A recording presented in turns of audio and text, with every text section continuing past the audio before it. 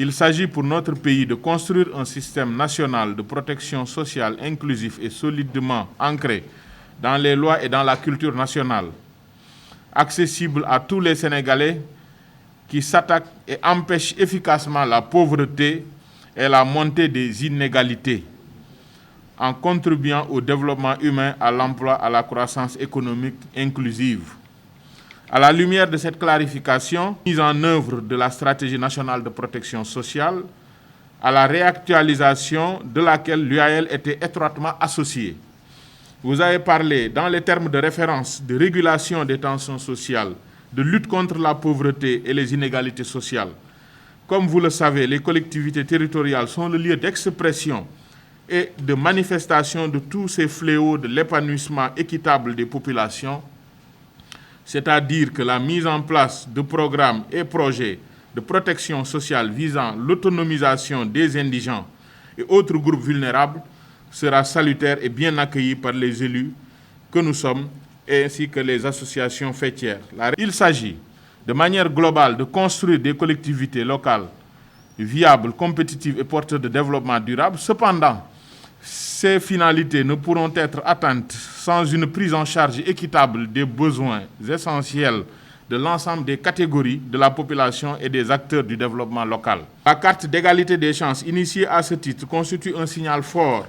dans la lutte contre les formes négatives de discrimination des couches défavorisées. Nous en remercions le chef de l'État et l'encourageons à poursuivre dans cette voie.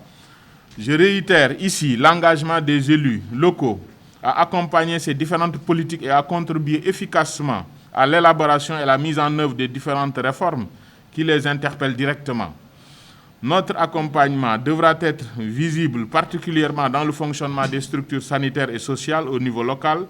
et dans la prise en charge à la hauteur de nos moyens des cas sociaux identifiés dans nos collectivités. L'initiative qui nous réunit ce matin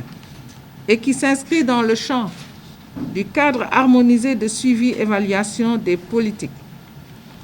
vaut à notre pays d'être cité en modèle en termes d'implication de toutes les différentes parties prenantes dans le suivi de la mise en œuvre des politiques publiques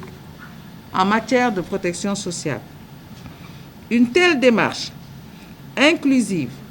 s'avère d'autant plus opportune dans le contexte de crise